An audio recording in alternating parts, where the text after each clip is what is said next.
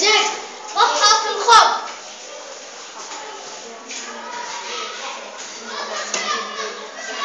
أذهب لأرى الدجاج. بيضة من الذهب سوف أذهب لأبيعها. سأذهب لأرى الدجاج. وأيضا هذا الأسبوع بيضة أخرى من الذهب سوف أذهب لأبيعها. سوف أذهب لأرى الدجاج.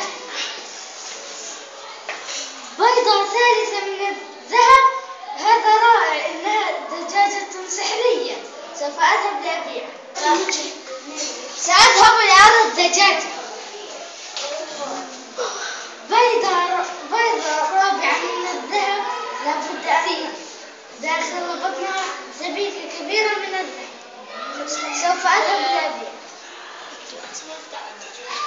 وسوف أذبح الدجاج وسأخرج السبيكة من بطنها، وأصبح غنيا وأتسلق سلم الغنى ولا أتعب نفسي من الماشية